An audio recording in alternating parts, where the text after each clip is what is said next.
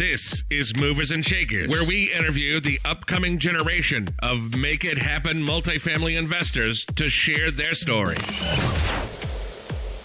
Welcome to the Movers and Shakers podcast. My name is Gino Barbaro, co-founder of Jake and Gino, multifamily investor, educator, father, mentor, and I'm joined by my co-host, Joshua Ryan Rusin. Good looking shirt on today. We matched again today, my friend. The community director, Jake and Gino. Josh, how are you doing, bro? Gino, doing well, my friend. Just making it happen, putting in the work. You know, sometimes the grind isn't sexy, but it's what you got to go through, and it's a true prerequisite for success. So, you know, what's going on in your world? Give me some updates. We've got a long day today, Josh, right? Talk about the grind, and I think the grind is real. And all of us entrepreneurs, we love the grind because at the end of the day, you feel like you've gotten something accomplished.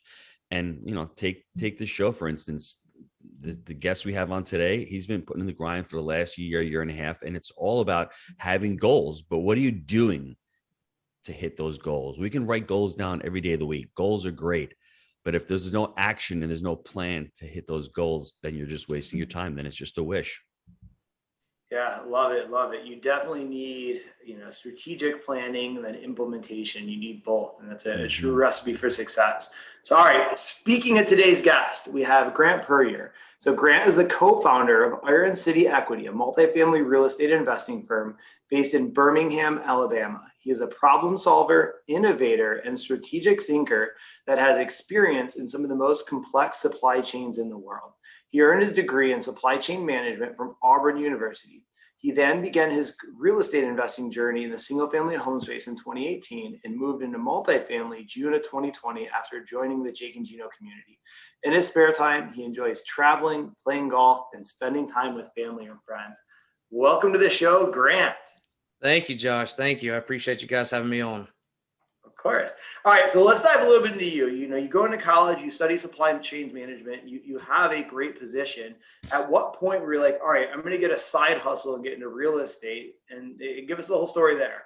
So it started before even real estate was a thing. When in college, I always had these ideas of, I wanted to start my own company. I wanted to, create this new product. And I have a notebook that if you were to look at it and go back and look at it, it doesn't make any sense.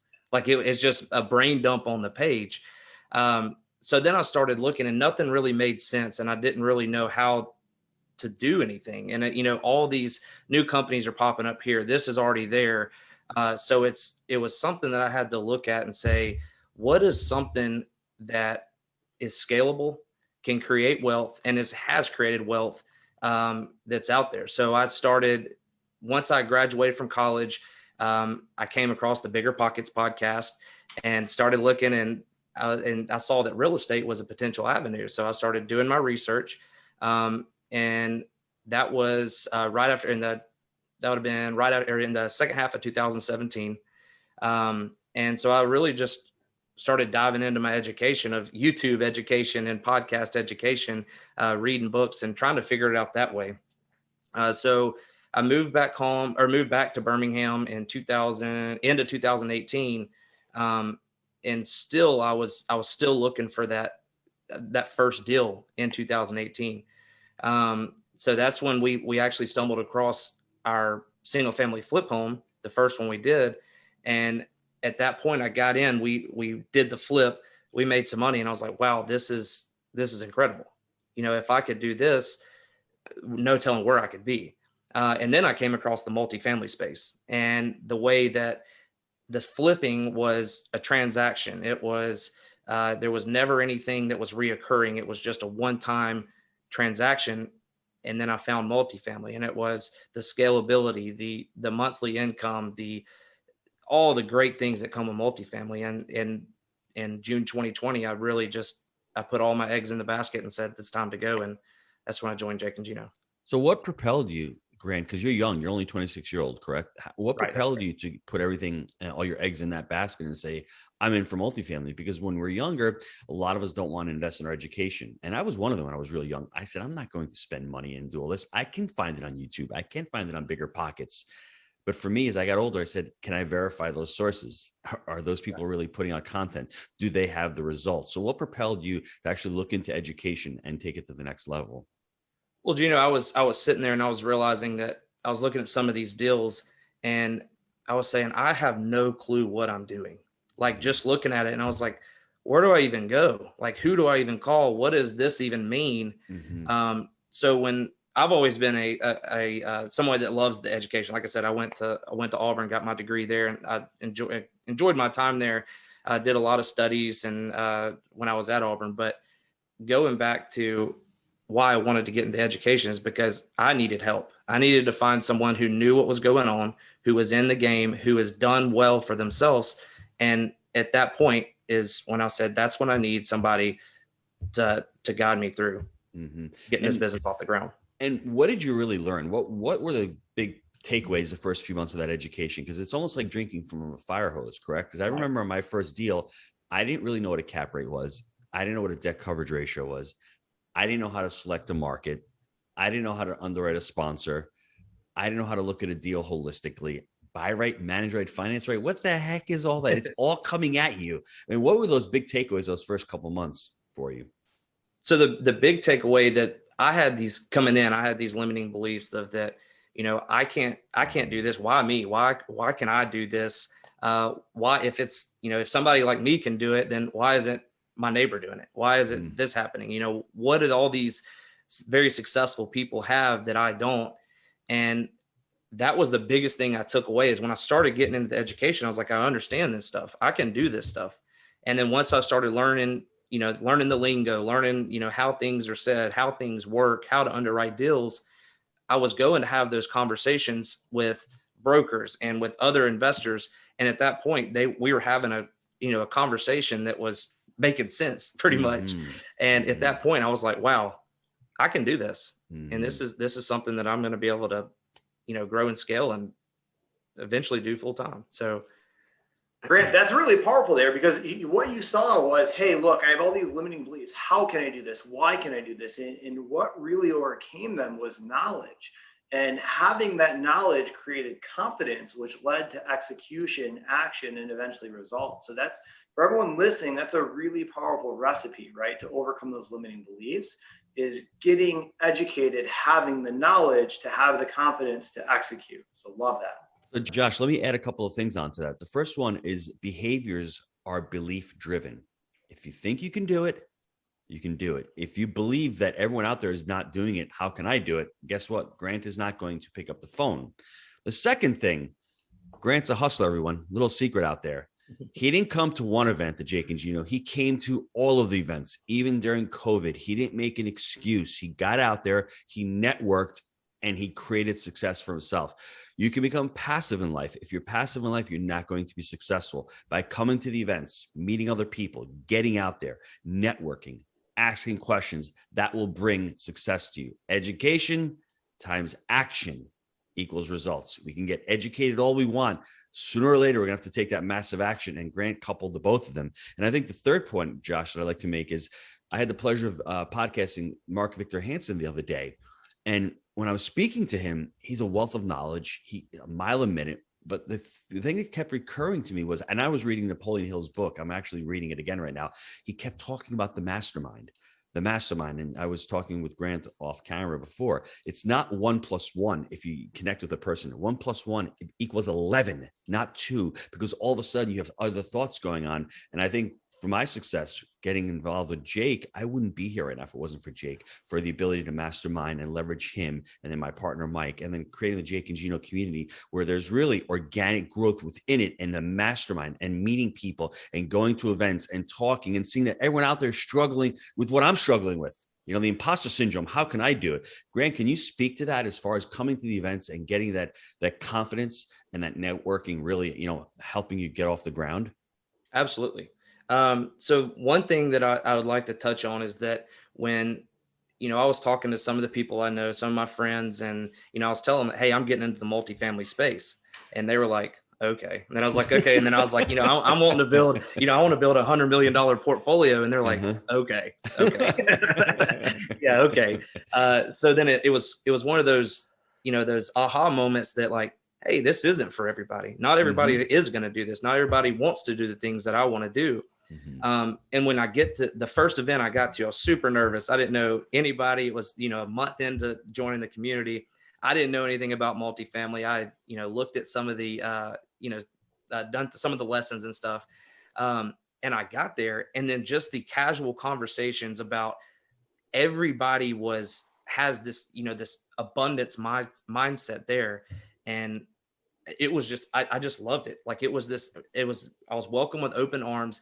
Everybody wanted to hear where I came from, what I'm doing, how I'm doing it.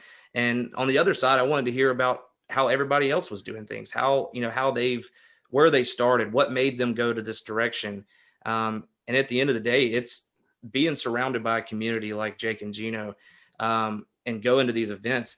It's the difference between, messing up really early. And I mean, everybody's still going to mess up, but messing up really early, but having that support system in place to, hey, I need to do this. Hey, I want to do this. And sometimes you need that to somebody say, hey, let's go. And that was what I absolutely love about this community, is that we get to these events and it's just 100 miles an hour all the time. And it's great, Grant, correct? Because you're doing a lot of the education at the event. It's a 2-day boot camp. You're learning from the coaches.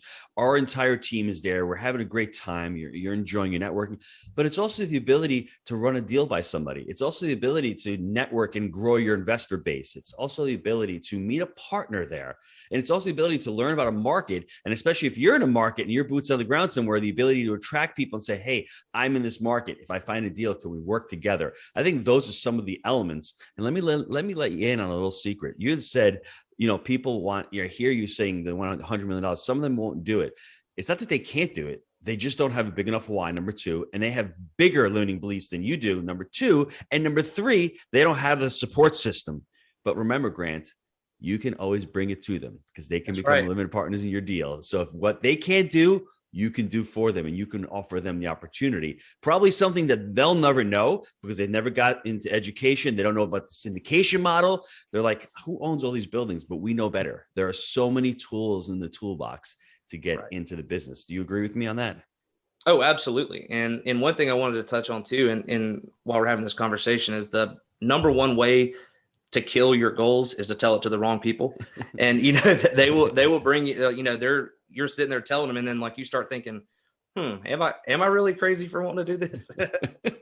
So having that support system is huge. And it's the accountability. And I agree with you, whether it's the coaches, whether it's the Monday lessons, whether it's the events, MM4, whatever it is, we all need that. You need to be surrounded by it. And I don't want to use the word obsessed, but every day working 15 or 20 minutes towards your why is going to propel you for that. Now, when did you realize, honestly, when was that light bulb that went off? When did you realize I can do this? This is something for me, and leading up to that first deal? Do you remember that moment? So I want to say I can probably pinpoint it back to it was about 4 or 5 months after I joined. Mm-hmm. And there was a broker relationship that I made up in Huntsville. So I was going up there and I set up a meeting, and I was like, well, you know what do I have to lose? I'm just going to go up there and have this conversation and, see how it goes. This was the first time for me to go actually walk a property. And we ended up walking, we had a few that we ended up walking, but I got up there and I met the broker, and we spent half a day up there and we walked through properties. We talked about, some of the areas. We rode around the city, saw some, south side, north side, and some different areas. And on the way home, I just had this like click in my head it was like, you're doing it. Mm-hmm. Like you're doing one of the initial things that has to happen is to go find deals. Like you've started that relationship. And this one's just going to be very similar to creating many other relationships in the community. And that was probably the first time that I realized, like, hey, you're actually doing it. So for lack of a better word, you were probably crapping your pants, because I remember you posting on the private Facebook group. I remember you asking questions. I remember us having a call about it. And it's basically one of those things where you need to get out of your comfort zone. If you've never done it before, what's the worst thing? But 4 months may seem like a long time, but you armed yourself with the knowledge, with the ability to speak the lingo. So when you go talk to the broker, you're not going to ask him for 9 caps in Huntsville because he's going to laugh at you. So he's not going to take you seriously. So that's the important part. You really got your education on. And from there, going to the deal. So what was the next iteration after you went to that property tour? Let's talk about how you found that first deal and how you got into that first deal. So how I found the first deal was it was actually the owner he's a property manager, and then he has his brokerage license as well. So this one actually didn't even come through a broker. It came through straight on the MLS. And the biggest thing that happened when I found that first deal, and that right when it hit on the MLS, I said, I had my team in place. My coaches speak a lot to, and y'all do too, is just speaking through this part of the market cycle. Build your team out. Make sure you're ready for when that deal does come. And I was ready. So when I saw that deal, I've been underwriting deals. I saw the deals that didn't make sense. I saw deals that did make sense. Actually, I probably didn't really see deals that made too much sense to this market cycle. Go back and think on that. But yeah, so, looking at all these deals, I've been underwriting deals, making your relationships with your lenders and your, insurance and property managers and the whole 9 yards. So when that deal hit the market, I was able to get the financials, saw where this deal would make sense for us. And I was able to submit an offer within, 2 days, 48 hours of, getting the financials. And then once the LOI was accepted, it was like clockwork. Insurance, brokers, lenders. And it was just one after another. And that was, at that time, I was really doing it. You're really doing it. So what happened, everybody, the light bulb went off after 4 months. And what Grant ended up doing was he ended up really going through the education, setting up his buy right criteria, knowing when a deal comes, saying no to a lot of crap, but being focused on saying yes to the right thing.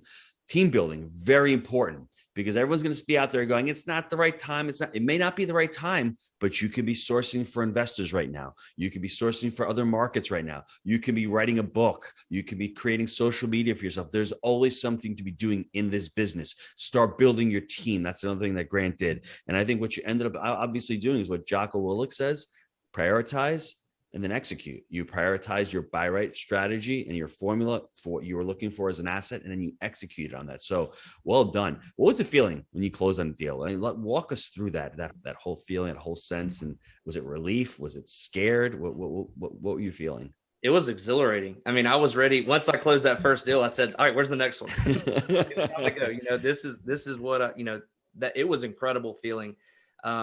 The first time that I've submitted some LOIs before I had this one accepted on some properties, and, didn't turn out the way I wanted it to. And when when he sent me the email back, he called me, he said, hey, I'm going to accept your offer. Cause it was basically direct to the seller. Cause like I said, he was the one who listed it. So when he called me and accepted my offer, I was like, whoa, what just happened? Like, whoa. So it was, and then on through there, I was, ready to do due diligence. I was ready to have everything set up. And then when it came time for closing day, I woke up that day I was in a different world. I was so excited, and we, signed the papers, and then we had a little celebration dinner after, and it was exhilarating. And I'm so excited to buy more properties. What did you like about this deal specifically? So the area, it's on the east side of Birmingham, in a great little market. We are sandwiched in between a new Buc-ee's. And for those who don't know what a Buc-ee's is, it's a Walmart of gas stations. It is yes. And there's a like a little outlet mall down the road. There's a Bass Pro Shop, some new development going on in the area. You go to the other side, and there's the Chick-fil-A's and the actual Walmart, and then some other restaurants and retail type stuff. So it's sandwiched in between there. And I think there's a ton of opportunity because the rents in the area are pretty low for what the opportunity is really out there. You go 5 minutes up the road into a different city, and the cheapest thing you can get is $1,000 for a 2-bedroom. So we're all 2-bed, 1-bath, and we're at $625 with plans to really go over that. Wow. So a lot of the things that I'm hearing, you like the market, you like the sub-market, probably the median income is good in that area. Absolutely. It's the path to progress. I heard the 2 beds, nice unit mix. Yep. The list goes on and on. Now, honestly, without the education, without the mentorship, do you think you would have been able to take a deal down like this, or would you have gotten to this point so quickly in your journey? Absolutely not. And that was something, I was looking into doing the podcast and the, YouTube and stuff, but there was no accountability to it. There was nothing that was saying, you know, let's get on traction and keep going. I would listen to something and it was like, all right, I don't know what to do now. And with, you know, being able to go into the education and then being able to call my coach when I needed help and being able to, you know, to find that light at the end of the tunnel, that's been the biggest thing for me. And like you said, I don't think I would probably still just be turning my wheels right now, not knowing what to do, if I didn't, you know, really dive into the education and believe. Grant, can I ask you this question? As far as single family homes, can you speak to those people out there who are doing single family homes and flipping? And there's nothing wrong with that. It's a good model. It's a good way to generate cash for that down payment. But what would you say to them? Because I know a lot of them out there are saying, well, you know, Grant can do it. He's got time, or he's smart. He's in systems supply chain management, whatever the excuses are. They're there. They've flipped a few homes, but they see the futility in it like you do, because it's just transactional. If they're trying to leave their W-2 job, they're just going to go into a flipping job. So what would you say to them as far as how do they start on their journey multifamily? So a lot of the systems and a lot of the things, the way that you source deals are fairly similar, especially if you're going off market. It's a lot of, you know, you can still do direct to seller. You can still run through a realtor or a broker.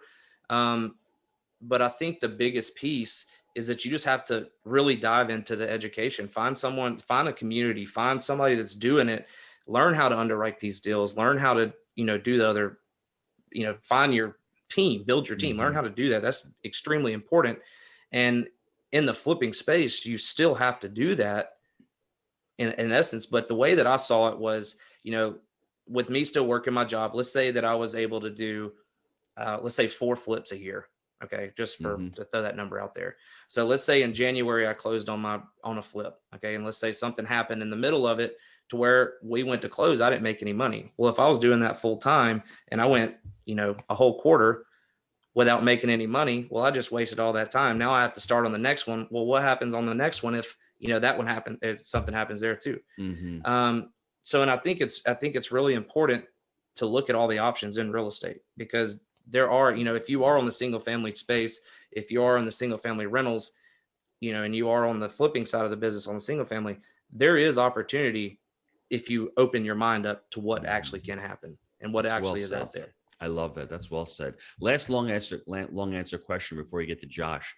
Okay. What are your goals? What are you looking to do? What does Grant's life look like 3 and 5 years from now?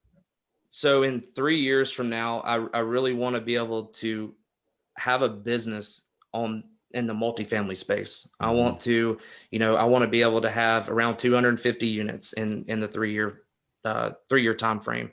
I want to be able to JV with partners. I want to be able to syndicate a deal in that first 3 years, and really set myself up to where we're buying quality deals. And, you know, we're not just buying deals just to buy deals. We're buying quality deals that are going to set us up and our investors for financial freedom in the future. 5 years is where it really gets to where I really want to be in the business full time. You know, and at that point, building systems out, and we'll have systems at that place, but really building the systems out, and getting ready just to keep expanding. And I think, you know, right now we're at a portion of the market cycle that we're still at the very top. So I think there's some opportunities coming in the next year or so, and that's really going to help propel us forward. I love that. With some excellent, some opportunities. So let's take a quick time out to hear from our sponsors.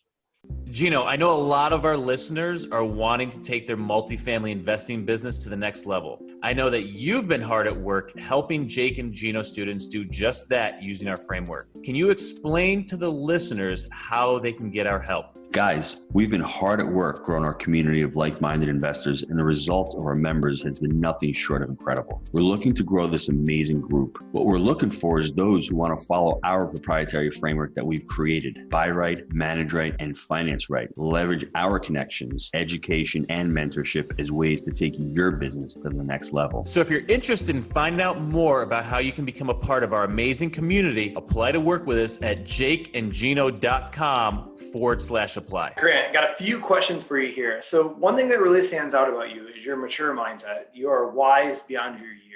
And I believe that mindset was the foundation that created success, right? You recognized flipping was transactional. You wanted passive income. You also recognized, although you had a great job, there was more ways to create more success, and having the right people around you is very key as well. So what I would ask then, the question is, for others, how would you recommend them developing that mindset, or where even did you get that mindset from? So I got I'll answer the second part of that question first. So I got my mindset from my family. They owned a business for a long time, and they showed me what financial freedom can look like. And so ever since that I had that, is I always knew there was something more out there. And I always knew that it was never gonna, if me working and just, punching the clock every day, that's never going to get me to where I want to be in life. And I think the biggest thing to develop that mindset is you got to understand your why, and you've got to be obsessed with your why, because I went a whole entire year. Actually, Gino, the day that I closed on my deal was one day before a full year that I was in the community. So throughout looking at all those, driving the properties, having those, going to have those dinners and those lunches with brokers, and, meeting all these people, and you have to understand that your why has to be very powerful, and it has to get you up and get you going every single day. And if not, a lot of people in business, and especially in real estate too, they give up because it might be too hard. So to have that mindset that you want something, you have to go get it, that you have to believe that every single day you wake up. Mm-hmm. So that's an incredible answer, man. I like that. Okay. What about your best habit for success, and why? So it's a little bit, and I learned this from my family, and my dad especially too, is he's always told me one of the biggest ways they were able to be successful is do what you say you're going to do. People miss that in business nowadays, is they get caught up with, oh, I'm going to do this, I'm going to do that. When you tell somebody you're going to do something, and that is literally the biggest thing you can do nowadays, because people will get blown off. People will do this, people will do that. And when you tell a broker, hey, I'm going to underwrite this deal and I'll have you an answer in 48 hours, you stick to that. You don't send them an email a week later and be like, oh yeah, sorry, I forgot. It doesn't build that credibility. And then, you go up and meet a property manager and you say, hey, let's go walk this property, or, hey, what do you have here? Let's go have lunch or something. And then you take them to lunch and then you just don't show up. I mean, that looks bad on you. So I think there's some things that people can do to, really move the needle. It's just as simple as that. It's just do what you're going to, or do what you say you're going to do. Mm-hmm. Words of wisdom, Josh, from a 26-year-old. And I wish most 46 or 56-year-olds lived from that. Robert Cialdini wrote the book Influence. It's commit and be consistent. When you commit to something and you say that I'm going to have an LOI over to you in 48 hours, you better have it over in 48 hours, or else the broker is not going to call you back the next time he or she has a deal. It's very simple to commit to something and be consistent. If you can't commit to it, that's fine. Just tell the broker, you know what, I'm going to have to pass this time. Please send me any offers in the next time. But as simple as that, just commit and can be consistent with your actions. Right. And something to that I think, I'm reading a book right now. It's called The Attributes. And one thing, I've just started the book, and it's an incredible book, but there's something, they talk about resilience in this book. And in that book, they say that he defines resilience as in essence that when things don't go your way, when you've had a stressful day at work, or you've had, something tragic's happen or something great's happen, that if you stay in those state of minds too long, then, it can hurt you. It can hurt you bad. And, if you win, then you've got to come back to your equilibrium, because that's where you operate. And that's where you need to be to run, to keep going forward. And if you stay at that, that high praise winning stage all the time, you'll get past. Somebody will come in and they'll take what you're looking for. And if you dwell at the bottom, you'll miss opportunities. If you underwrote this deal, you came best and final, and you didn't get the deal, you got beat out by, $10,000, I don't know, something crazy like that. And you just stay in that dwelling stage and you don't go get back up and you don't go call that broker. You don't go, have that lunch with the investors, then you're losing that traction that you've built, getting up to the point where you already are. So, and resilience is something I think that I love it. After I read that, I had to write it down and share it with you guys today, because that's something that I love it. I love it. It was when I read that, it just popped off the page to me. Dude, that's powerful. I love it. All right. So speaking of books, what is your favorite book you've ever read? So my favorite book, I've got a ton. So I actually really didn't read a lot of like educational, really a lot of books until a few years ago. And then I finally started reading books. And then next thing I know, I'm reading all these phenomenal books. A lot of them recommended by you guys. But Winning by Tim Grover, I just finished it, just came out, is an extremely, extremely, extremely powerful book. And it talks about, this talks about a lot about, he was Kobe and some great Kobe, MJ, some of their personal coaches. And he talks about the ugly truths behind winning. And it's not always just sunshine and rainbows. Winning it can be cruel. And the longer that, when you win once, if you sit there, just kind of what I was talking about, resilience, if you win once and then you sit there on that high horse, winning's leaving. And it's all up to you to basically to find out where you run, and you always have to chase winning. So I love the book. It was an incredible book. And in business, it's amazing because you can win and lose, but really if you adopt a lifelong learner mentality and you're always about the growth mindset, you may not win that deal every time, but you can learn something from that deal, and you can share that deal, and you can teach others, and you can contribute to others. So there's so many different ways of winning. We're not just talking about winning championships or taking down deals, really providing massive value. It'll come back to you in so many different ways. So you just have to adopt that kind of mindset. Absolutely. Love that. All right. So I could sum this episode up in literally one sentence. Success happens when preparation meets opportunity. Grant, I feel that defines your story. Although Gino's going to give us a detailed recap. Gino, give us some takeaways. Josh, I can't do one sentence, my friend. You know me, right? There's a young Grant Puryear. He graduates the University of Auburn in supply chain management. So he's definitely the smartest person on this podcast by far, not even close. And he's lucky because he has a family business. So he has the right mentors. And I think Grant realizes that punching the clock, it's just not for him. It may be for a lot of people, but it's not for him. He's surrounded by people that don't have like-minded skills or gifts or the calling or the goals that he's looking for. And he says to himself, I want $100 million in real estate. And people look at him like, are you nuts? He stumbles upon Bigger Pockets, start listening to Bigger Pockets, and he thinks the single family space is where he wants to go. And what's great about it, he commits and then he figures it out, and he does a couple of flips and he says, this is not what I want. That's what all successful entrepreneurs do. They test and measure and they commit and they figure it out. He stumbles upon Bigger Pockets and multifamily. What is multifamily? Gets into the multifamily space, starts learning, starts diving into YouTube, starts diving into podcasts, but he knows that he needs more. He knows there's a lot of information out there. And fortunately for us, he joins the Jake and Gino community in June of 2020. He is in the space. He's in the community for 11 months before he gets that first deal. But more importantly, it takes 4 months before he gets the nerve to go on a broker tour. And that changes everything. The accountability, coming to every single event, knowing his why, going out there and really thinking about how am I going to do this, meeting partners, networking, all of that comes into play. And you see the dominoes falling and all the levers that he's able to push. And he's only 26 years old. So for everybody out there saying to themselves, I'm too young, you can't make that objection on this call. Really, it comes down to education times action equals results. And Grant is the personification. And the last thing I'd like to say about Grant, the words of wisdom: do what you say you're going to do. If you commit to something, commit 100%, be obsessed.